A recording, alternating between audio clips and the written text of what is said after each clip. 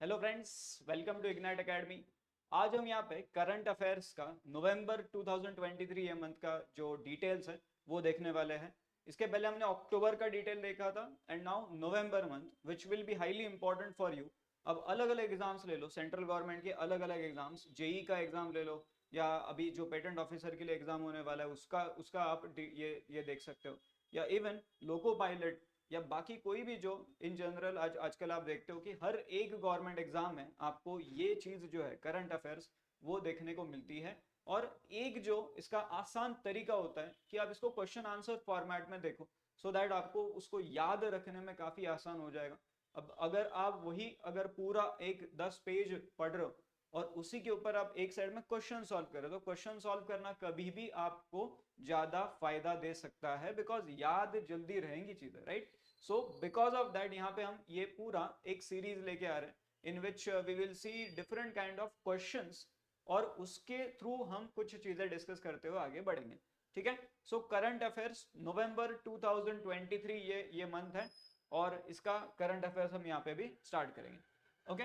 सो जो सबसे पहली चीज जो काफी न्यूज में रही थी through out this month of नवंबर, तो वो चीज से हम शुरू करेंगे। That is nothing but this name. अब ये नाम देखो, जो एक पैटर्न काफी बार रहता है एग्जाम्स में कि ये कुछ नाम दे देंगे और ये क्या है पूछ लेंगे। सो नाम क्या दिया हुआ है यहाँ पे? सौरा युवा, सौरा युवा पुंडुआना, ऐसा एक नाम दिया हुआ है। नाम प्रोनाउंस करने में थोड़ा सा दिक्कत आ सकता है, बट फिर भी देखो सौरा या सौरा युवा पुंडुआना, ऐसा एक नाम दिया हुआ है। ये काफी न्यूज में है और ये क्या है ऐसा पूछा है उन्होंने। अब ऑप्शंस देखो क्या दिया हुआ है। ऑप्शन ए फिश है, ऑप्शन बी प्लांट है, ऑप्शन सी फ्रॉग है, या ऑप्शन डी कोई बटरफ्लाई है। अब यहाँ पे एक चीज है कि ये तो आपका एक प्लांट है। अब ये कहाँ पे मिला है? ये एक प्लांट है जो रिसेंटली डिस्कवर हुआ है, तो ये कहाँ पे मिला हुआ है ये आपको पता होना चाहिए। तो यहाँ पे दिया हुआ है ये IUCN जो होता है ना, international Union for Conservation of nature, उसके रेड लिस्ट में इसको क्रिटिकली एंडेंजर्ड डिक्लेयर किया गया था। और ये एक प्लांट है जो आपको कहाँ पे मिला है ये दिया है, देखो यहाँ पे मणिपुर का टैमेंगलोंग नाम का एक डिस्ट्रिक्ट है मणिपुर में, वहां पे ये प्लांट आपको मिला है। और ये रिसेंटली एक एक जो पूरा सर्वे हुआ था, रैपिड बायोडाइवर्सिटी असेसमेंट, ये जो सर्वे हुआ था वो सर्वे में ये रिकॉर्ड किया गया था। तो बाकी चीजें तो ठीक है, बट ये नाम जो है सौरैया पुंडुआना, ये क्या है? तो ये प्लांट है, कहां पे मिला है? मणिपुर में मिला है। ठीक है, आगे बढ़ते हैं। सी द नेक्स्ट क्वेश्चन, ये काफी बार अभी चर्चा में रहता है, सिफिलिस डिसीज। तो ये बस आपको इतना पता होना चाहिए कि ये कौन से टाइप का डिसीज है। क्या ये फंगल डिसीज है, क्या ये वायरल डिसीज है, क्या ये वर्म डिसीज है, या ये बैक्टीरियल डिसीज है। तो सिफिलिस ये कौन सा डिसीज होता है? तो ये जो है ये बैक्टीरियल डिसीज होता है। ठीक है, सिफिलिस ये बैक्टीरियल डिसीज है। This is a sexually transmitted disease, ये भी चीज आपको पता होना चाहिए।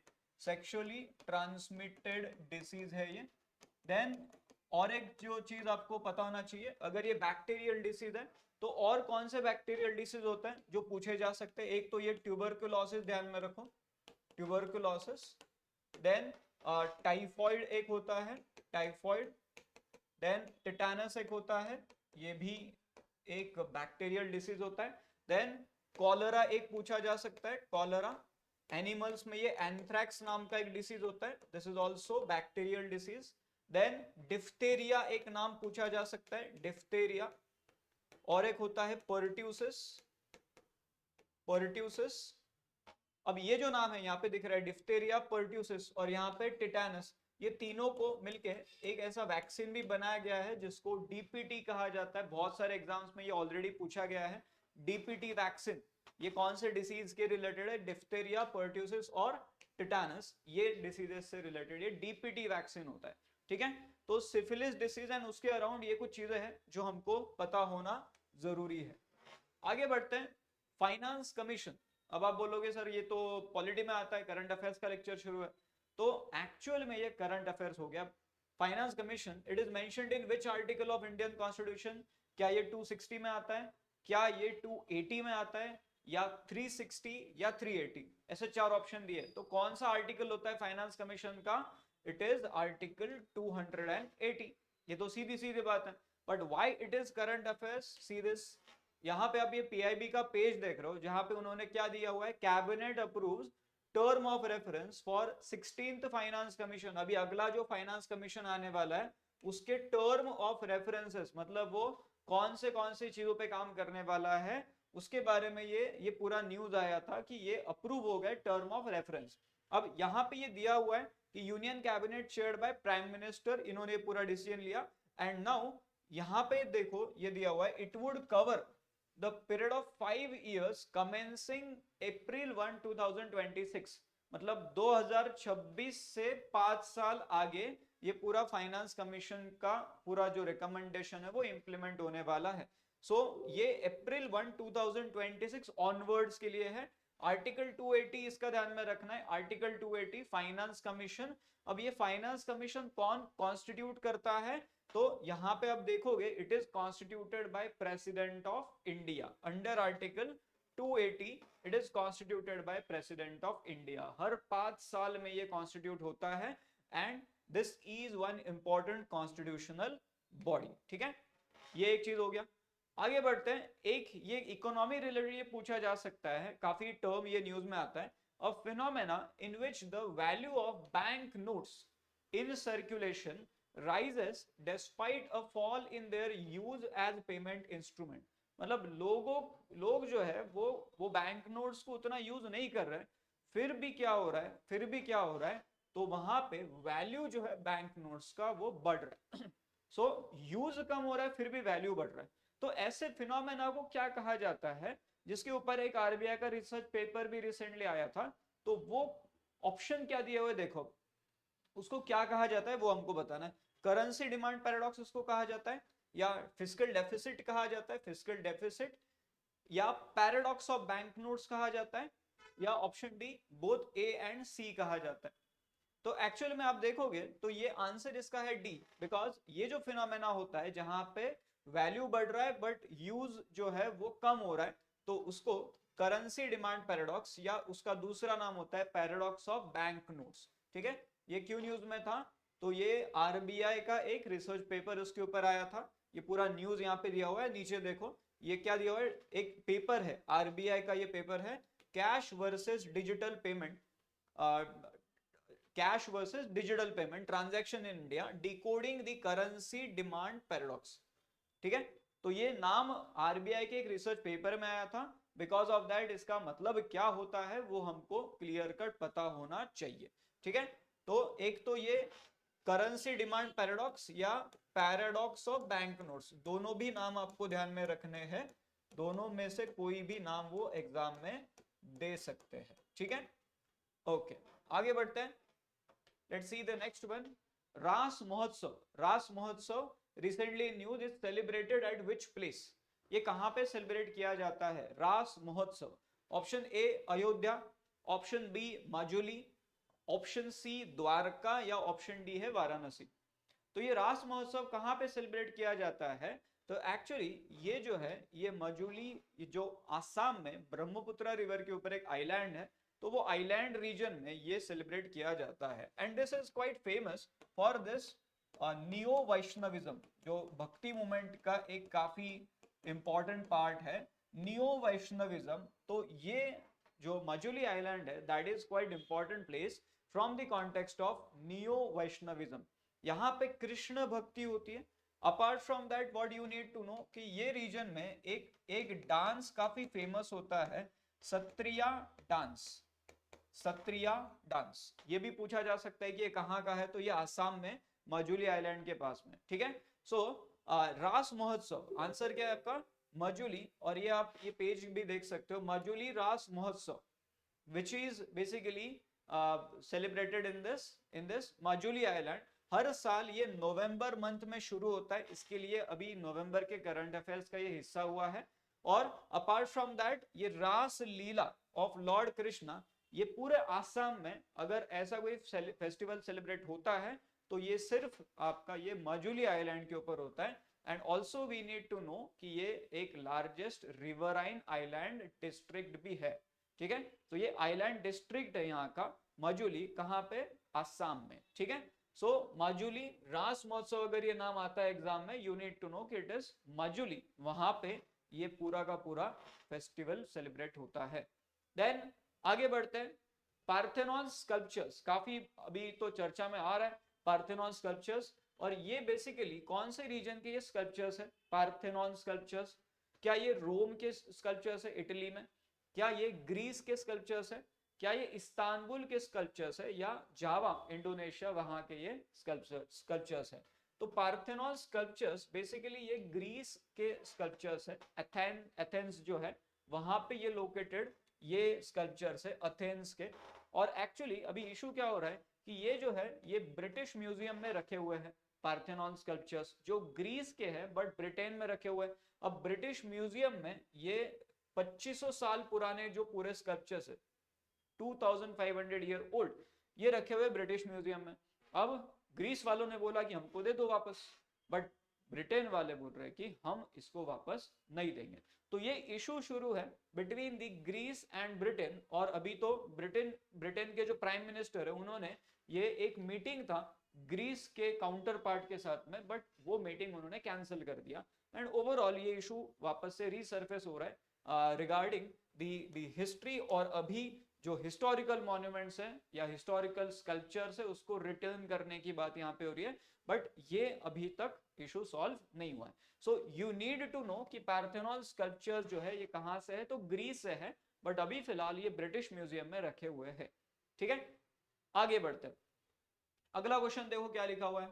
बोयटा Bandana, a traditional maritime and naval festival, is from which region? Boita Bandana, अब ये कौन से रीजन से है? ऑप्शन ए, क्या ये आंध्र प्रदेश से है? ऑप्शन बी, क्या ये केरला से है? Option C, Odisha? या ऑप्शन डी, वेस्ट बंगाल?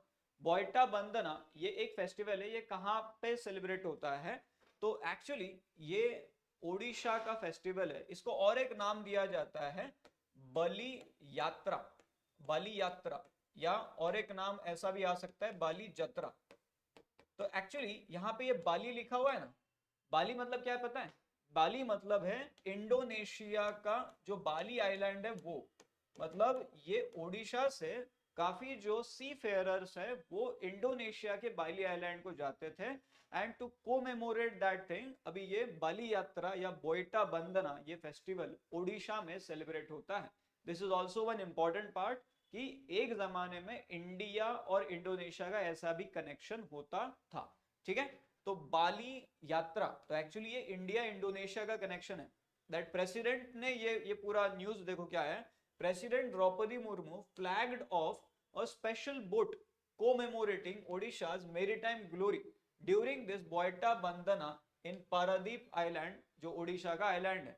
और उसका दूसरा एक नाम यहाँ पे आया भी है बलि यात्रा, ठीक है। तो ध्यान में रखना है बोयटा बंदना मतलब ये कहां से है, तो ये ओडिशा में से। देन आगे बढ़ते हैं, अगला क्वेश्चन देखो।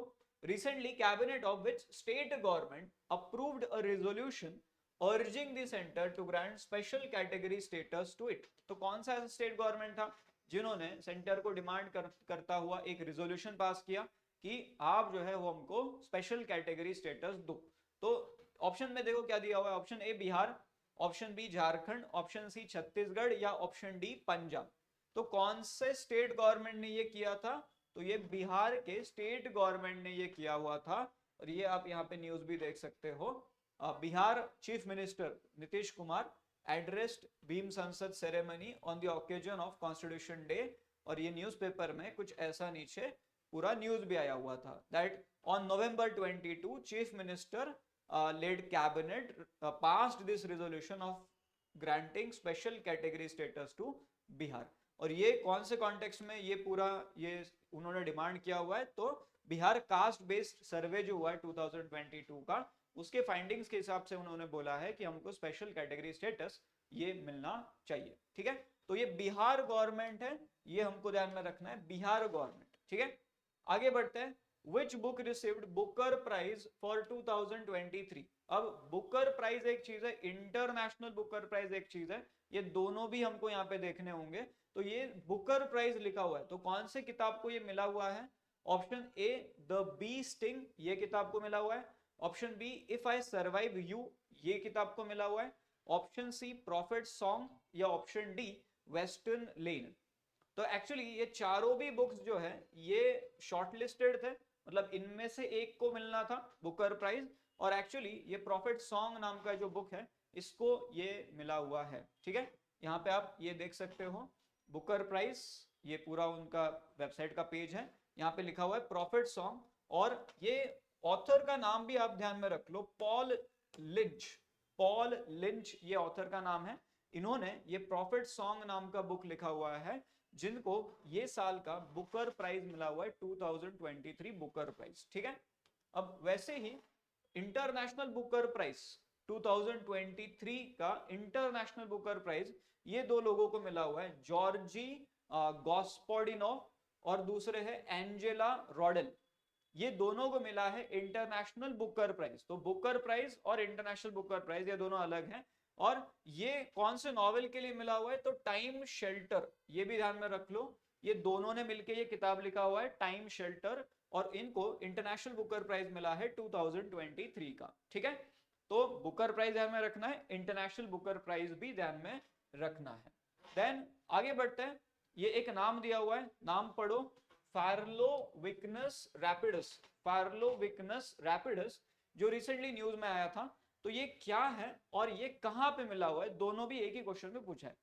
ऑप्शन ए ये बर्ड है जो केनिया से मिला हुआ है, ऑप्शन बी ये फिश है जो इंडोनेशिया से मिला हुआ है, ऑप्शन सी ये रेप्टाइल है जो ब्राजील से मिला है, ऑप्शन डी ये फ्रॉग है जो माली से मिला हुआ है। तो ये क्या है, एक्चुअली ये एक रेप्टाइल है जो ब्राजील से मिला हुआ है। ठीक है, तो ये नाम ध्यान में रखना है, फार्लोविकनस रैपिडस, ये क्या है, ये एक रेप्टाइल है जो ब्राजील से मिला हुआ है। तो ब्राजील का जो जियोलॉजिकल सर्विसेज है, इन्होंने ये अनाउंस किया कि हमारे यहाँ पे एक नया स्पेसी मिला है डायनासोर का। तो एक्चुअली ये क्या है, तो ये डायनासोर का स्पेसी है, और ये बेसिकली एक स्पीडी एनिमल है, उसके वजह से उन्होंने एकदम फास्ट मूव करता होगा एक जमाने में, तो रैपिडस वो नाम वहां से आया हुआ है, it is a speedy animal, and this new species फार्लोविकनस रैपिडस। तो ये डायनासोर है, बस काफी छोटा स्पेसी है डायनासोर का, तो ये इन्होंने ये भी बताया वहां पे स्मॉल कार्निवोरस एनिमल है, और एकदम छोटा एक बर्ड जो होता है वो वैसे साइज का है, 60 to 90 सेंटीमीटर उतना ये टॉल होगा ज्यादा से ज्यादा, ये भी उन्होंने वहां पे बताया हुआ है। ठीक है, तो ये नाम ध्यान में रख लो, फार्लोविकनस रैबिटस, ये क्या है, तो ये एक रेप्टाइल है एक्चुअल में, और ये कहाँ पे मिला हुआ है, तो ये ब्राजील में मिला हुआ है। ओके, देन बाकी ऐसे कुछ नाम जो आपको पता होने चाहिए, बाकी जो डिस्कवरी जो ये मंथ में नवंबर में आए थे, सबसे पहले तो थाईलैंड का ये एक स्पेसी है ट्राइलोबाइट नाम का। ट्राइलोबाइट ये क्या है, एक टाइप का आर्थ्रोपॉड है, ये ध्यान में रखना है, थाईलैंड में ट्राइलोबाइट नाम का एक आर्थ्रोपॉड डिस्कवर हुआ है।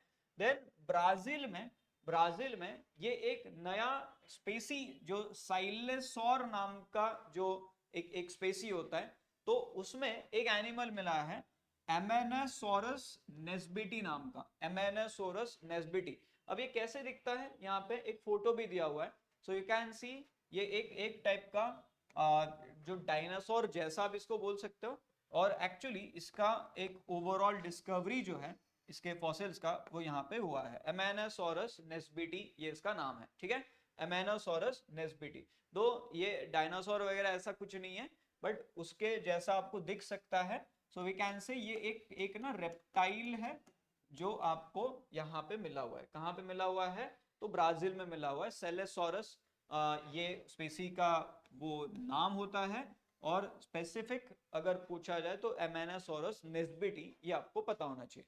देन और एक चीज, अपना ये इंडिया में मिजोरम में ये एक स्पेसी जो एक लिजार्ड स्पेसी है, जेको स्पेसी है लिजार्ड, और उसका नाम क्या है, तो सिर्टोडैक्टिलस वैरिनजेंटेंसिस। तो नाम वापस से देखो, सिर्टोडैक्टिलस वैरिनजेंटेंसिस, तो ये जो है ये मिजोरम में एक लिजार्ड मिला हुआ है। ठीक है, तो ये चीजें जो है, अब ऐसा सब ध्यान में तो नहीं रख सकते, अपना अपना कोई ट्रिक बना के आप इसको ध्यान में रख सकते हो कि ये जो स्पेसी है ये ऐसा दिखता है, रैपिड मूव होता है तो रैपिडस, ऐसा कुछ अगर नाम आपको ध्यान में आता है तो वैसे उसको कनेक्ट करके ध्यान में रखो, ठीक है। But one thing is for sure कि ऐसी चीजें एग्जाम्स में आती रहती है, ठीक है। आगे बढ़ते हैं, अगला क्वेश्चन देखो, टर्म्स लाइक अमाटेरासु, अमाटेरासु या दूसरा एक टर्म है ओ my God, recently in news. अब ये दो नाम है, अमाटेरासु और दूसरा है ओ माय गॉड। अब ये कौन से चीज से रिलेटेड है ऐसा उन्होंने पूछा है। क्या ये एक्सो प्लैनेट्स के नाम है, क्या ये कॉस्मिक रेज के नाम है, क्या ये नियर अर्थ एस्टेरॉइड के नाम है, या नन ऑफ द अबव इसका आंसर है। अब ये जो है Amaterasu and then oh my god, actually these are the cosmic rays और कॉस्मिक पार्टिकल्स, ठीक है। कॉस्मिक रेज या कॉस्मिक पार्टिकल्स को आप कह सकते हो, और जो क्या करते हैं तो एनर्जी लिबरेट करते हैं, ऐसे ये पार्टिकल्स है। ये क्यों न्यूज में आया था, तो साइंटिस्ट लोगों ने ये डिटेक्ट किया है कॉस्मिक रेज, जो अब तक के one of the most powerful cosmic rays है जो अर्थ के सरफेस को हिट किए, ठीक है। तो ये डिटेक्ट हुए हैं, बट ये कहां से आए कैसे आए इसके बारे में अब तक कोई आइडिया नहीं है। बट ये उसका नाम उन्होंने जो दिया हुआ है ना अमाटेरासु, ये नाम क्यों दिया ये पूछा जा सकता है। It is named after Japanese sun goddess, Japanese sun goddess, तो उनके नाम से ये अमाटेरासु ये नाम दिया हुआ है। तो ये तो एक चीज हो गया कि ये कॉस्मिक रेज है, और उसका एनर्जी भी उन्होंने बताया 240 एक्स्ट्रा इलेक्ट्रॉन वोल्ट, ये इतना एनर्जी उसने लिबरेट किया हुआ होता है। अब ये तो एक ठीक है, बट दूसरा भी नाम आया था क्वेश्चन में ओ माय गॉड, तो ये क्या है, तो ये बेसिकली ऐसा ही एक कॉस्मिक रे है जो पहले डिस्कवर हुआ था, मतलब ये तो रिसेंट है बट इसके पहले भी हुआ था। तो it is second only two O my God particle, another high energy cosmic रे डिटेक्टेड इन 1991, और उसका जो एनर्जी था वो 320 एक्स्ट्रा इलेक्ट्रॉन वोल्ट था। तो ये 240 है और ये 320, तो ये दोनों भी एक कॉस्मिक रेज है। अमाटेरासु जो रिसेंट है, और अपना अभी जो हमने बोला ओ माय गॉड, तो ये भी कॉस्मिक रे है, ओके। अब आगे बढ़ते हैं, अगला क्वेश्चन है, headquarter of International Sugar Organization is located in, International Sugar Organization कहां पे लोकेटेड है। ऑप्शन ए जिनीवा स्विट्जरलैंड में लोकेटेड है, option B Manila Philippines, option C Paris जो फ्रांस में है, and then option D London England. तो actually ऐसा टेम्पटेशन हो सकता है कि बहुत सारे इंटरनेशनल ऑर्गेनाइजेशंस जो है उनका हेडक्वार्टर कहाँ पे होता है, तो जिनीवा में होता है। ये एक टेम्पटेशन हो सकता है कि सब जिनीवा में तो ये भी जिनीवा में होगा, बट एक्चुअली ऐसा नहीं है। ये हेडक्वार्टर जो है ये लंदन में है, ठीक है, लंदन में है। मनीला फिलीपाइंस यहाँ का एक हेडक्वार्टर आपको पता होना चाहिए, Asian development bank, ADB, Asian development bank, उसका हेडक्वार्टर मनीला फिलीपाइंस में होता है। अब ये हमको क्यों पता होना चाहिए, because for the year 2024 India is named as chair of this International Sugar Organization. तो इंडिया इसका चेयर होने वाला है for the year 2024, India will be heading that organisation, and because of that ये हमको पता होना चाहिए। Apart from that, India largest consumer and second largest producer of sugar globally, ये भी एक चीज है जो हमको ध्यान में रखना है कि India is the largest consumer and second largest producer of sugar globally, and from that angle India को इन्होंने क्या किया है, तो चेयर बनाया है for the year 2024, and since India is head of that organisation, तो ये तो पता होना चाहिए कि वो कहां पे है, तो it is located in London in England, ठीक है।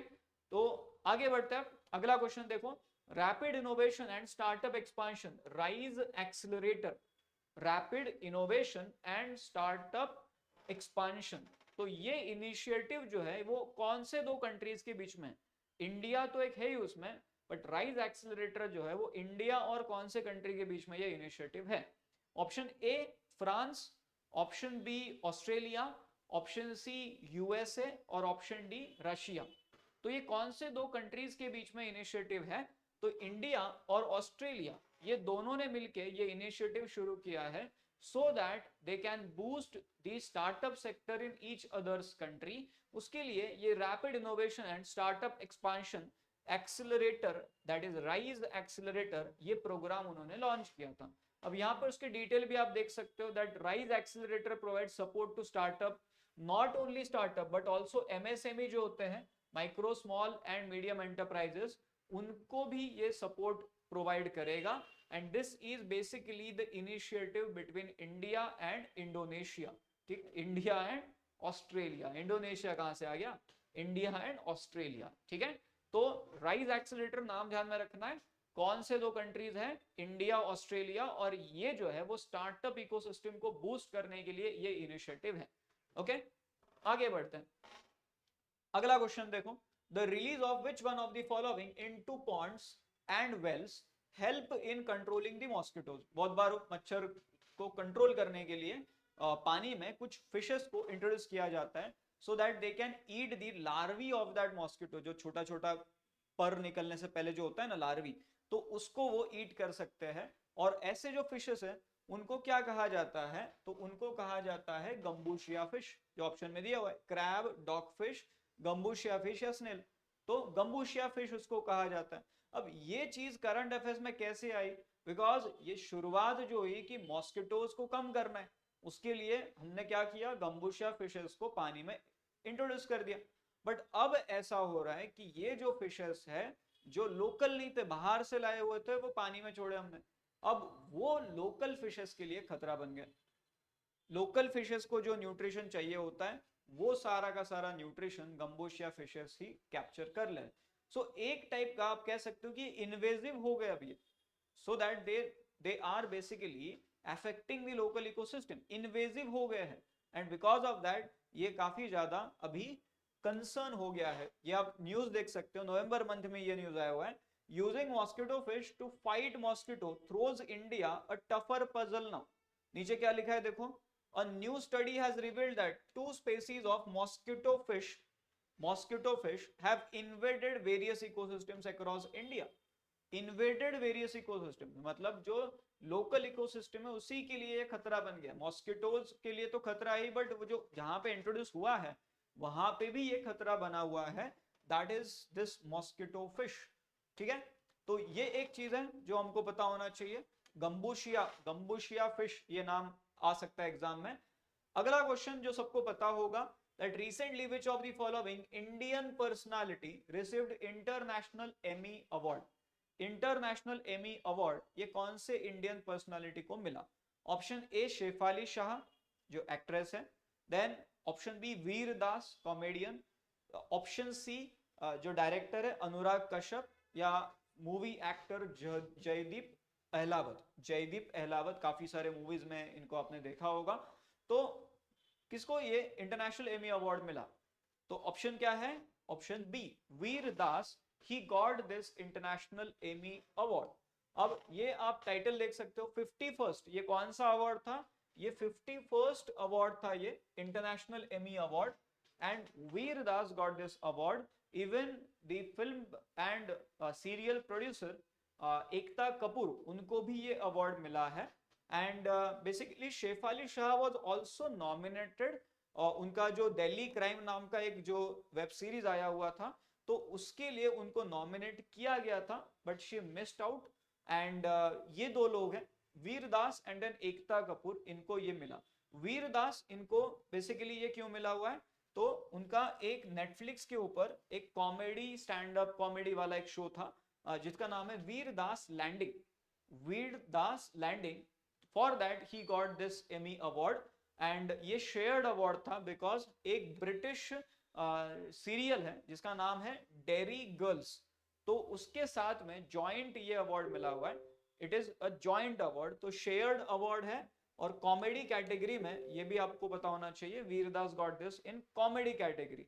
Ekta Kapoor one the directorate award, और ओवरऑल अब तक उन्होंने जो टीवी सीरियल्स में अपना कंट्रीब्यूशन जो दिया हुआ है उसके लिए उनको ये अवार्ड मिला है।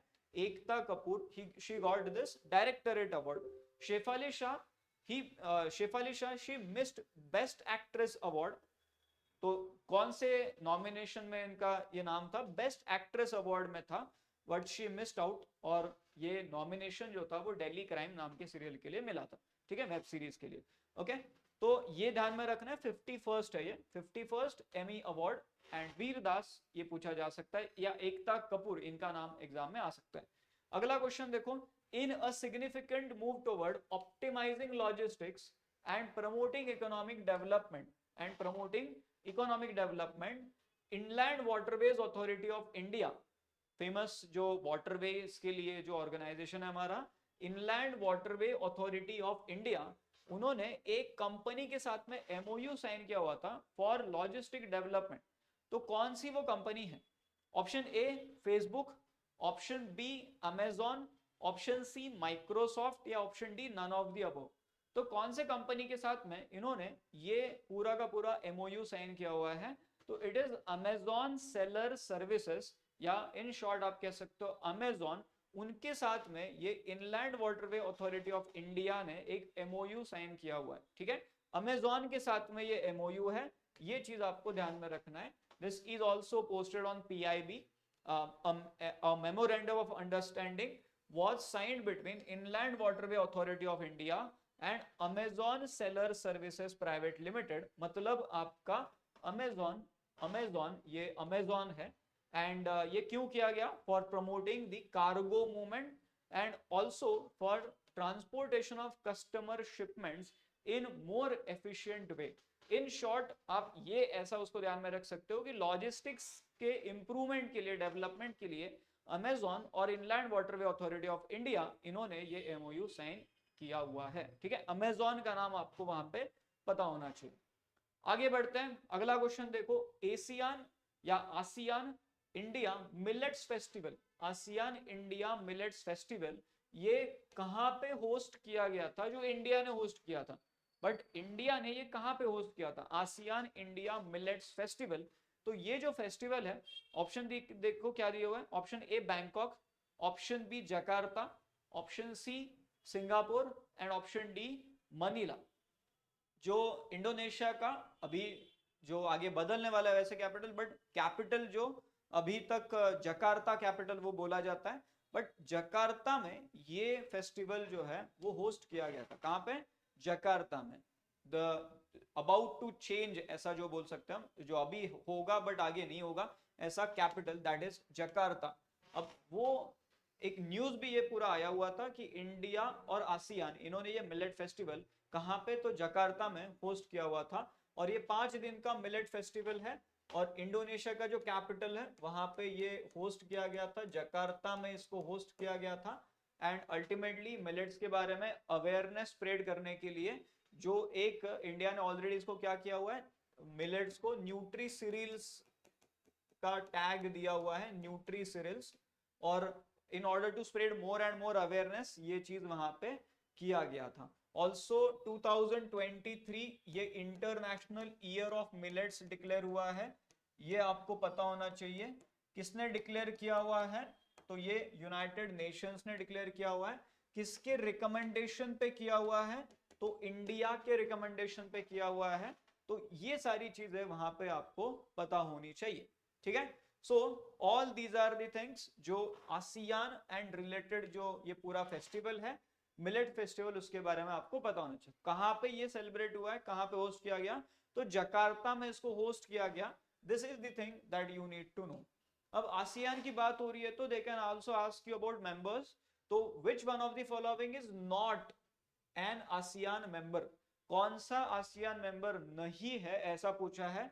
ऑप्शन ए देखो Cambodia, option B China, option C Laos and option D Philippines. अब इसका फुल फॉर्म क्या होता है आसियान का? Association of South East Asian Nations. Actually ये आसियान जो है इसमें 10 टोटल कंट्रीज होते हैं, और ये कौन से कंट्रीज होते हैं? तो साउथ ईस्ट एशियन कंट्रीज होते हैं। तो कंबोडिया एक साउथ ईस्ट एशियन कंट्री है, लाओस एक साउथ ईस्ट एशियन कंट्री है, फिलीपाइंस भी आप उसमें काउंट करोगे, but China is not there. So China is not member of ASEAN here. अगर आप 10 मेंबर देखोगे ये आसियान के जो मेंबर्स हैं, तो कौन से मेंबर्स हैं? एक आता है ब्रूनई दारुसलेम, ये एक है। देन बर्मा मतलब म्यांमार, देन कंबोडिया एक आसियान का मेंबर है, Indonesia is member of ASEAN, after that Laos, then Malaysia is also member, then Philippines जो अभी ऑप्शन में था वो भी मेंबर है, Singapore, Thailand and Vietnam. All these are members of ASEAN, total 10 countries हैं, और चाइना जो ऑप्शन में लिखा हुआ था, China is not member, India is also not member, ठीक है। तो 10 टोटल कंट्रीज ये आपको वहां पे पता होना चाहिए। देन आगे बढ़ते हैं, अगला क्वेश्चन देखो, recently a new species of music frog, new species of music frog was discovered in which state, music frog, option A Kerala में ये डिस्कवर हुआ है, option B Tamil Nadu, option C Arunachal Pradesh, या option D Andaman and Nicobar. तो ये म्यूजिक फ्रॉग कहां पे discover हुआ है, एक्चुअली ये नॉर्थ ईस्ट में अरुणाचल प्रदेश में ये म्यूजिक फ्रॉग डिस्कवर हुआ है। मतलब ऐसा फ्रॉग जो जिसके कुछ वोकल नोट्स भी हैं, मतलब उससे वो कुछ ऐसा साउंड जनरेट कर सकता है, तो वैसे फ्रॉग को म्यूजिक फ्रॉग यहाँ पे कहा जाता है। Scientist have discovered this music frog in Arunachal Pradesh, और वहां पे ये एक रिवर है वो एरिया में ये मिला हुआ है। तो म्यूजिक फ्रॉग कहाँ पे, तो नोआ दिहिंग, नोआ दिहिंग नाम का ये रिवर है, कहां पे, तो ये अरुणाचल प्रदेश में। Here this species of music frog is discovered, उसका नाम भी दे सकते हैं निधि राना नोआ दिहिंग, ऐसा वो फ्रॉग का नाम है, निधि राना नोआ दिहिंग। सो this is the new species of frog, ये एक्चुअल में एक फ्रॉग है, एंड बेसिकली ये ऐसा फ्रॉग है जहां पे एक स्पेशल आप कह सकते हो कि उसको वोकल नोड्स है, और वो कुछ साउंड जनरेट कर सकता है। रिवर का नाम एक ध्यान में रख लो, नोआ दीहिंग, और इन जनरल ऐसा ही लगता है कि ये म्यूजिक फ्रॉग ही दे देंगे एग्जाम में। सो म्यूजिक फ्रॉग अगर दे देंगे तो आपको ये भी पता होना चाहिए डायरेक्टली कि ये कहां पे डिस्कवर हुआ है, तो ये अरुणाचल प्रदेश में डिस्कवर हुआ है, ठीक है। ओके, आगे बढ़ते हैं, अगला क्वेश्चन देखो, अगला क्वेश्चन है कि ये घोल नाम का ना एक फिश होता है, घोल, घोल या घोल ऐसा आप उसको प्रोनाउंस कर सकते हो। तो recently which state government declared this ghol as its state fish, state fish का उन्होंने उसको स्टेटस दिया। Option A Goa, option B Gujarat, option C Madhya Pradesh, या ऑप्शन डी कर्नाटका। तो कौन से स्टेट गवर्नमेंट ने ये किया हुआ है, तो actually it is done by Gujarat state government, Gujarat state government ने ये यहाँ पे टैग दिया हुआ है। द ब्लैक स्पॉटेड क्रोकर, नाम देखो, एक तो ऐसा नाम दे देंगे वो ब्लैक स्पॉटेड क्रोकर, या उसको घोल फिश कह सकते हैं, ब्लैक स्पॉटेड क्रोकर या घोल फिश। अब ये बेसिकली उसको ऐसा भी कहा जाता है, इट इज फिशरमैन्स लॉटरी, मतलब अगर ये मिल जाए तो फिशरमैन को बहुत ज्यादा बेनिफिट हो सकता है। तो ये जो है ये गुजरात के स्टेट गवर्नमेंट ने उसको स्टेट फिश डिक्लेयर किया। अब ये क्यों ऐसा किया है, why it is done, because एक तो पहले हमने बोला ये फिशरमैन्स की लॉटरी है, एंड ओवरऑल ये क्यों किया गया, because of its economic value, and also because of its unique features, उसके यूनिक फीचर्स की वजह से ये किया गया था। The fish is usually found in Indo Pacific region, मतलब सिर्फ गुजरात में ही नहीं, तो ये इंडो पैसिफिक रीजन में मिलता है, और ऑल्सो ये पर्शियन गल्फ से लेके पैसिफिक ओशन, ये पूरा स्ट्रेच है, मतलब वेस्ट एशिया से लेके पैसिफिक ओशन तक पूरा जो रीजन है वहां पे ये फिश मिलता है। And then this declaration will enable Gujarat to monitor all the conservation efforts that are taken for this घोल fish, ठीक है। जब भी घोल फिश नाम आएगा तो आपको पता होना चाहिए कि ये गुजरात का स्टेट फिश है, गुजरात गवर्नमेंट ने इसको डिक्लेयर किया हुआ है, ठीक है। Yes,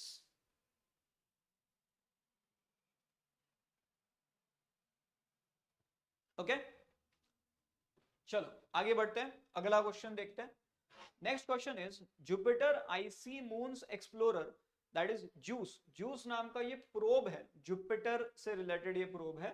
it is launched by which space agency, Jupiter IC moon explorer, ये कौन से स्पेस एजेंसी ने इसको लॉन्च किया हुआ है। Option A NASA, option B European space agency, option C Roscosmos जो रशिया का स्पेस एजेंसी है, या option D Canadian space Agency. चार ऑप्शन यहाँ पे दिए हुए हैं, और ये एक्सप्लोरर जो है जुपिटर आईसी मून एक्सप्लोरर, ये कौन से कंट्री के स्पेस एजेंसी ने लॉन्च किया है, तो एक्चुअली ये यूरोपियन स्पेस एजेंसी का ये प्रोब है, यूरोपियन स्पेस एजेंसी नॉर्मली ऐसे क्वेश्चंस पूछे जाते हैं कि ये एक XYZ नाम का मिशन है, ये कौन से स्पेस एजेंसी ने इसको लॉन्च किया हुआ है, ठीक है। इसके डिटेल भी यहाँ पे दिए हुए हैं, ये यहाँ पे आप देख सकते हो। यूरोपियन स्पेस एजेंसी का ये जुपिटर आईसी मून एक्सप्लोरर है, जो क्या करने वाला है, तो जुपिटर के जो मून्स हैं, जैसे हमारा मून होता है वैसे जुपिटर का भी कोई नेचुरल सैटेलाइट होगा, तो उसके लिए ये एक्सप्लोरर भेजा गया है। और ये बेसिकली 3 ऐसे जो जुपिटर के नेचुरल सैटेलाइट है वो हमको पता होना चाहिए। तो ये 3 आपको ध्यान में रखना है, गैनीमीड, कैलिस्टो और यूरोपा, ठीक है।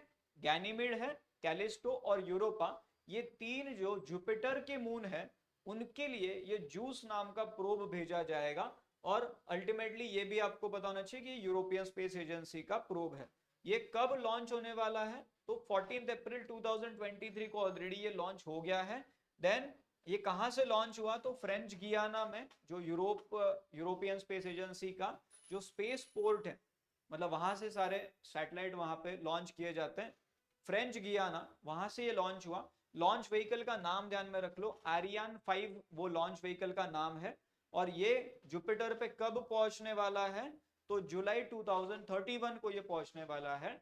ये भी चीजें हैं जो आपको कुछ पता होनी चाहिए। बट 3 मून्स, गैनीमेड, कैलिस्टो और यूरोपा, ये है जो आपको पता होने चाहिए कि जूस प्रोब जो है वो ये 3 जुपिटर के मून्स के लिए है।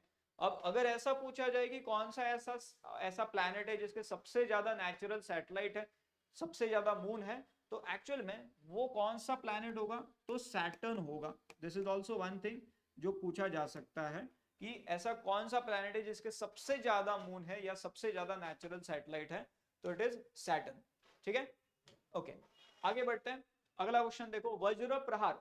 वज्र प्रहार ये एक मिलिट्री एक्सरसाइज है, ये कौन से 2 कंट्रीज के बीच में होता है, इंडिया और कौन सा country, Australia, France, United states of America, या ऑप्शन डी है जापान।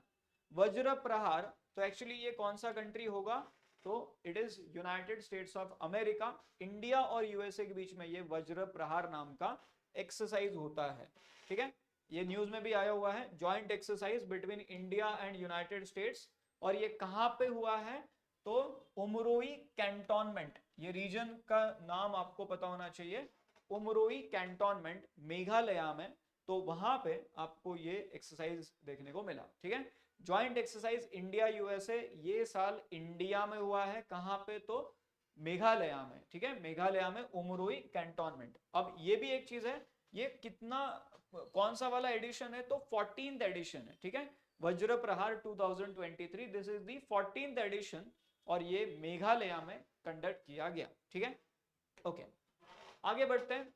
अगला क्वेश्चन देखो, emission gap report 2023, emission gap report 2023, it is released by option A International Union for Conservation of Nature, option B United Nations environment Programme, option C Intergovernmental Panel on Climate Change, and option D none of the above.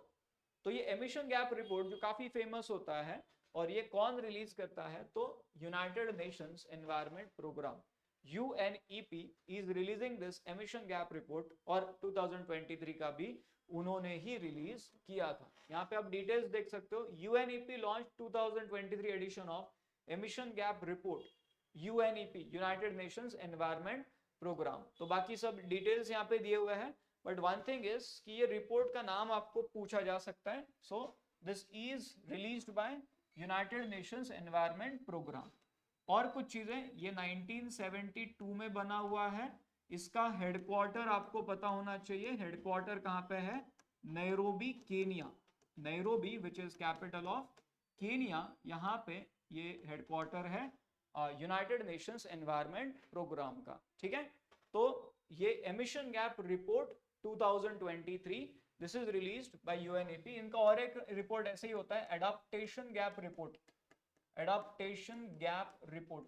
तो emission gap report एक ध्यान में रख लो, और adaptation gap report ये एक ध्यान में रख लो, both are released by United Nations environment programme, ठीक है। और ये क्यों इंपॉर्टेंट है, बिकॉज अभी 2022 में इसको 50 साल पूरे हो गए हैं, यूएनईपी को 72 से 2022 तक 50 इयर्स कंप्लीट हो गए हैं। So they can ask you something related to UNEP. ठीक है, आगे बढ़ते हैं। अगला क्वेश्चन देखो, ये जो अभी रिसेंटली एक्सीडेंट हुआ था टनल का, उससे रिलेटेड ये क्वेश्चन आ सकता है। Silkyara Barkot tunnel recently news, it is located in which state? ये टनल कौन से स्टेट में लोकेटेड है? Option A Himachal Pradesh, option B Sikkim, option C Uttarakhand, या ऑप्शन डी अरुणाचल प्रदेश। तो अभी जैसे आपको पता है कि ये उत्तरकाशी डिस्ट्रिक्ट का ये पूरा टनल था एंड इट इज लोकेटेड इन उत्तराखंड। ठीक है, उत्तरकाशी डिस्ट्रिक्ट जहां पे ये पूरा एक्सीडेंट हुआ था। सिल्क्यारा बारकोट ये टनल है। ये नाम आपको एग्जाम में पक्का पूछा जाएगा, 100% ये चीज आने वाला है, तो इसको अच्छे से ध्यान में रखो। ठीक है, वैसे सबको ये एक्सीडेंट के बारे में पता चल गया होगा कि क्या ये पूरा इशू था, एंड रिलेटेड टू दैट ये चीज हर एक को तो वैसे पता होना चाहिए, but exam point of view से भी ये पूछा जा सकता है। तो यहाँ पे आप देख सकते हो national highways and infrastructure development corporation limited, बड़ा का बड़ा नाम है। एक्चुअली ये गवर्नमेंट का ये कंपनी है, हाईवे और इंफ्रास्ट्रक्चर डेवलपमेंट रिलेटेड। इन्होंने क्या बोला है देखो, the project work of the Silkyara Barkot tunnel, जहां पे अभी क्या हुआ था, 41 कंस्ट्रक्शन वर्कर्स जो है वो 17 दिनों के लिए अंदर फंसे हुए थे। तो वो टनल का जो काम है वो अभी शुरू होने वाला है, एंड पूरा इंक्वायरी और पूरा जो सेफ्टी ऑडिट है वो होने के बाद में ये पूरा काम शुरू होगा। एंड इट इज बेसिकली इन उत्तरकाशी, यहाँ पे फोटो के नीचे नाम भी लिखा हुआ है, एंड जहां पे उत्तरकाशी नाम आता है तो इट इज उत्तराखंड, ये हमको पता होना चाहिए। ठीक है, उत्तराखंड। तो Silkyara Barkot tunnel it is in Uttarakhand, this is the thing that we need to know. आगे बढ़ते हैं। Which of the following word was recently described or declared as Cambridge Dictionary's word of the year? Cambridge Dictionary का word of the year किसको declare किया गया? Option A upcycling, option B nomophobia, option C perseverance, या option D hallucinate. 4 options यहाँ पे दिए हुए हैं, एंड कौन सा ये साल मतलब 2023 में ये कौन सा word of the year declare हुआ है, ये उन्होंने पूछा हुआ है। ठीक है, सो 2023 का अगर आप बोलोगे तो ये हेलुसिनेट, ये वर्ड डिक्लेयर हुआ है word of the year, hallucinate. ठीक है, ये बाकी 3 जो है ये भी कैम्ब्रिज डिक्शनरी के वर्ड ऑफ द ईयर है, बट ये पिछले सालों के हैं, कुछ 2022, 21 ऐसे पिछले सालों के हैं।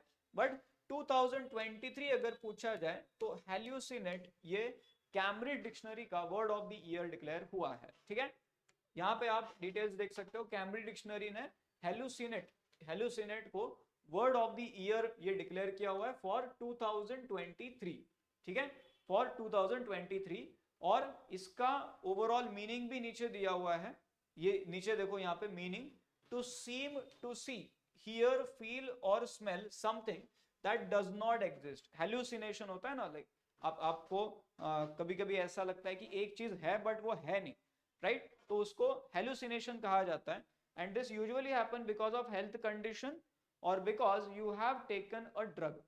आपको कुछ चीजें ऐसी फील हो सकती है कि है बट एक्चुअली है नहीं, और इसको 2023 का एक जो वर्ड ऑफ द ईयर है वो डिक्लेयर किया गया है। ठीक है, सो कैम्ब्रिज डिक्शनरी का है word of the year that is hallucinate. And then in the world of AI ऐसी बहुत सारी चीजें होती है जो आपको लग सकता है बट एक्चुअल में है नहीं, एंड वो कॉन्टेक्स्ट में ये पूछा गया है और ये डिक्लेयर किया गया है कि कैम्ब्रिज डिक्शनरी का हेल्यूसिनेट ये वर्ड ऑफ द ईयर है। ठीक है, ओके, आगे बढ़ते हैं। अगला क्वेश्चन देखो, deep space optical communications, DSOC, deep space optical communication experiment, deep space optical communication experiment, ये कौन से स्पेस एजेंसी का इनिशिएटिव है? Deep space optical communication experiment, option A NASA, option B European space agency, option C Roscosmos जो Russia का space agency है, या option D Canadian space agency. तो ये जो एक्सपेरिमेंट है ये DSOC नाम का, ये नासा का एक्सपेरिमेंट है, ये आपको पता होना चाहिए, नासा का ये एक्सपेरिमेंट है। एंड रिलेटेड टू दिस ये कुछ डिटेल्स भी आपको यहाँ पे दिखेंगे। Deep space optical communication experiment, this is basically a technology demonstration experiment, और ये कौन करने वाला है, तो नासा। अब यहाँ पे क्या होने वाला है, तो it will take the laser communication to next frontier, that is deep space, laser communication in the space. अब इसके लिए ये एक साइक नाम का स्पेसक्राफ्ट है नासा का, जहां पे ये एक्सपेरिमेंट ये स्पेसक्राफ्ट पे परफॉर्म होने वाला है। So the DSOC transceiver will launch aboard the Psyche spacecraft, जो नासा का पहला मिशन है, to an asteroid called Psyche asteroid. तो नासा का साइक नाम के एस्टेरॉयड के लिए ये मिशन है, और उसके ऊपर ये DSOC एक्सपेरिमेंट जो है ये परफॉर्म करने वाले हैं। ठीक है, तो ये दोनों चीजें आपको यहाँ पे ध्यान में रखनी है। पहला तो ये नासा का है, और ये कौन से स्पेसक्राफ्ट के ऊपर ये परफॉर्म होने वाला एक्सपेरिमेंट, तो ये साइक नाम का स्पेसक्राफ्ट है, साइक स्पेसक्राफ्ट, साइक नाम का ये स्पेसक्राफ्ट है। और ये बेसिकली साइक क्या है, तो ये एक एस्टेरॉयड है। ये भी एक चीज है जो आपको पता होनी चाहिए। लास्ट लेक्चर में हमने एस्टेरॉयड के बारे में और कुछ चीजें देखी हुई है, तो उसके साथ में ये चीजें जोड़ के आप देख सकते हो। ठीक है, तो ये डीप स्पेस ऑप्टिकल एक्सपेरिमेंट, ये जो ऑप्टिकल कम्युनिकेशन का एक्सपेरिमेंट है, दिस इज परफॉर्म और to be perform by NASA. ठीक है, आगे बढ़ते हैं। अगला क्वेश्चन देखो, एक्सरसाइज मित्र शक्ति 2023। अब ये जो है ये मिलिट्री एक्सरसाइज है, जॉइंट मिलिट्री एक्सरसाइज। ये इंडिया और कौन से कंट्री के बीच में हुआ, पुणे में ये हुआ था। तो ये कौन से दो कंट्रीज के बीच में हुआ है, इंडिया और बांग्लादेश, या म्यांमार, या नेपाल, या श्रीलंका। तो ये मित्र शक्ति ये जो एक्सरसाइज है, ये इंडिया और श्रीलंका इनके बीच में ये कंडक्ट किया गया था। इंडिया में ये हुआ था इन पुणे। तो ये पूरा PIB का पेज भी यहाँ पे दिया हुआ है। India Sri Lanka joint military exercise, उसका नाम क्या है, तो मित्र शक्ति 2023, और ये 9th एडिशन है, ये आपको ध्यान में रखना है। This is the 9th edition, एंड ये कहां पे ये कंडक्ट किया गया था, in the month of November. ये औंध मतलब पुणे में ये कंडक्ट किया गया था। इंडिया और श्रीलंका इनके बीच में ये जॉइंट मिलिट्री एक्सरसाइज था। ठीक है, बाकी डिटेल्स है, बट द थिंग इज कि ये नाम आपको पता होना चाहिए, इंडिया और श्रीलंका, और ये 9th एडिशन है। ये भी एक चीज है जो आपको पूछा जा सकता है। ठीक है, आगे बढ़ते हैं। अगला क्वेश्चन देखो, Naitwar Mori hydro electric project is located in the state of. देखो जरा ऑप्शंस देखो, हिमाचल प्रदेश, उत्तराखंड, देन सिक्किम एंड लद्दाख। क्या आंसर हो सकता है, Naitwar Mori, Naitwar Mori, Naitwar Mori hydro electric project, it is located in the state of. Naitwar Mori कहां पे आता है, तो एक्चुअली ये भी आपका उत्तराखंड में आता है। Naitwar Mori hydro electric project Uttarakhand में ये आता है। इसके डिटेल्स आप यहाँ पे देख सकते हो। It is strategically located on river Tons. अब ये टॉन्स नाम का जो रिवर है, it is basically tributary of Yamuna river. तो ये यमुना रिवर का एक ट्रिब्यूटरी है, उसके ऊपर ये हाइड्रो पावर प्रोजेक्ट है, उत्तराखंड में ये है। इसका फाउंडेशन जो है वो 2018 में ले किया गया, और अभी ये शुरू होने वाला है, उसके वजह से ये करंट अफेयर्स में आया है। एंड देन ये कैसा है, run of the river project है। रन ऑफ द रिवर मतलब क्या, सिंपली ये नदी ऐसा फ्लो हो रहा है, एंड रिवर के फ्लो में ही उन्होंने क्या किया होता है, ये टरबाइन यहाँ पे इन दी फ्लो ऑफ रिवर लगाया हुआ है। सिंपली पानी आएगा, टरबाइन को घुमाएगा, एंड देन एनर्जी जनरेट होगा। तो ऐसे केस में देयर इज नो रिजर्वॉयर, मतलब यहाँ पे कोई भी डैम नहीं देखने को मिलेगा आपको कि एक साइड में पानी जो है वो डाइवर्ट किया जा रहा है and then you are generating electricity. वैसा यहाँ पे नहीं होता in the run of the river hydro power project. ठीक है, तो ये चीज हमेशा ध्यान में रखना है कि there is no reservoir in this case. Run of the river hydro power project में कोई भी रिजर्वॉयर नहीं होता। ठीक है, so these are the things that you need to know about this Naitwar Mori hydro electric project. Naitwar Mori hydro electric project, ठीक है, it is in Uttarakhand. अब आगे बढ़ते हैं, अगला क्वेश्चन देखो, recently world's first marine protected area dedicated to safeguarding endangered sperm whales, मतलब जो फिशेस है एंडेंजर्ड स्पर्म वेल्स, उनके लिए एक marine protected area recently establish किया गया। और क्वेश्चन ये है कि ये कौन से कंट्री ने इसको एस्टैब्लिश किया, this dedicated marine protected area, कौन से कंट्री ने इसको बनाया है for sperm whales. Option A, क्या ये मेक्सिको ने किया, option B Dominica, option C Brazil, या ऑप्शन डी अर्जेंटीना। तो क्या आंसर हो सकता है? तो एक्चुअली ये जो मराइन प्रोटेक्टेड एरिया है ये डोमिनिका नाम के कंट्री ने ये बनाया है। स्पर्म वेल्स के लिए ये एक मराइन प्रोटेक्टेड एरिया डोमिनिका ने एस्टैब्लिश किया हुआ है। तो ये यहाँ पे आप ये देख सकते हो, Caribbean island of Dominica create world's first marine protected area for endangered sperm whale. ठीक है, तो ये डोमिनिका ने किया हुआ है मराइन प्रोटेक्टेड एरिया। डोमिनिका ये कैरिबियन आइलैंड है, ये भी एक चीज हमको पता होना चाहिए। ठीक है, ओके। देन आगे बढ़ते हैं, अगला क्वेश्चन देखो, consider the following statements about Indo Pacific regional dialogue, IPRD, Indo Pacific regional dialogue. पहला स्टेटमेंट देखो क्या दिया हुआ है, it was started in 2018। Okay, दूसरा दिया हुआ है इट इज एनुअल डायलॉग। तीसरा दिया हुआ है it's 2023 edition took place in New Delhi. And अब क्या पूछा है उन्होंने कि कौन से इसमें से करेक्ट है। तीन दिए हुए स्टेटमेंट, कौन सा करेक्ट है पूछा हुआ है। क्या 1 एंड 2 करेक्ट है, या 2 एंड 3 करेक्ट है, या 1 एंड 3 करेक्ट है, या option D all of the above correct है। तो एक तो चीज सही है कि ये 2018 में ये स्टार्ट किया गया, हर साल होता है, मतलब ये एनुअल डायलॉग है। 2023 क्या, कोई भी एडिशन देख लो उसका, सारे के सारे न्यू दिल्ली वाले ही है।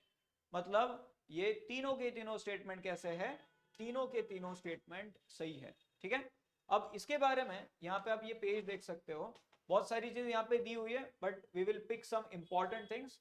इंडो पैसिफिक रीजनल डायलॉग, और ये इंडियन नेवी का ये कॉन्फ्रेंस होता है। पहले तो ये चीज, पहला ही वर्ड यहाँ पे लिखा हुआ है कि ये एनुअल है, ये एक चीज हमको पता होना चाहिए। कहाँ पे कंडक्ट हुआ है, तो न्यू दिल्ली में हुआ है, ये भी एक चीज है। एंड आफ्टर 2 पैसेजेस, नीचे यहाँ पे दिया हुआ है देखो, the first two editions of this Indo Pacific regional dialogue were held in 2018 and 2019 respectively। अब 2018 में पहला होता है, 2019 में दूसरा होता है, कहां पे, न्यू दिल्ली में। अब 2020 वाला कैंसिल होता है ड्यू टू कोविड-19 आउटब्रेक, 2020 वाला कैंसिल हुआ है। उसके बाद में जो तीसरा एडिशन हुआ है IPRD का, ये 2021 में हुआ, but it was in online mode due to the restrictions, covid related restrictions. And then fourth edition जो है वो न्यू दिल्ली में 2022 में कंडक्ट हुआ। अब ये साल जो हुआ है ये फिर कौन सा होगा, ये 5th एडिशन होगा। ठीक है, ये 5th एडिशन था Indo Pacific regional dialogue. Related to that और एक चीज हमको पता होना चाहिए, national maritime foundation, national maritime foundation जो इंडियन नेवी का एक नॉलेज पार्टनर है, ये यहाँ पे ऑर्गेनाइजर होता है। ठीक है, so national maritime foundation who is the knowledge partner of Indian navy is the chief organiser of this Indo Pacific regional dialogue. ठीक है, तो ऐसा भी पूछा जा सकता है कि who is the organiser of this Indo Pacific regional dialogue, तो national maritime foundation is the chief organiser of this regional dialogue. Then ये साल का जो डायलॉग हुआ उसका थीम एक ध्यान में रखना है, थीम यहाँ पे दिया हुआ है, geopolitical impacts upon Indo Pacific maritime trade and connectivity.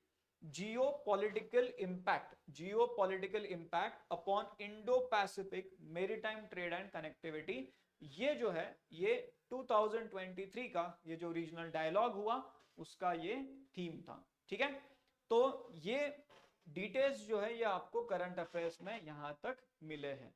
Okay, तो अब तक हमने ये पूरा नवंबर मंथ में जो जो इंपॉर्टेंट चीजें आई थी रिलेटेड टू करंट अफेयर्स, जो आपको एग्जाम के लिए काफी ज्यादा इंपॉर्टेंट हो सकती है, वो आप बुकर प्राइज देख लो या इंटरनेशनल बुकर प्राइज देखो, अलग अलग एरिया में जो स्पीसीज डिस्कवर हुए उनके नाम देके पूछा जा सकता है कि ये क्या है, तो वो एक चीज। देन अलग अलग जो मिलिट्री एक्सरसाइजेस हुए उसके बारे में पूछा जा सकता है, या आपका जो फाइनेंस कमीशन वाला जो पार्ट है उसका बेसिक पॉलिटी भी पूछा जा सकता है, बिकॉज अभी नया अप्रूव हुआ है।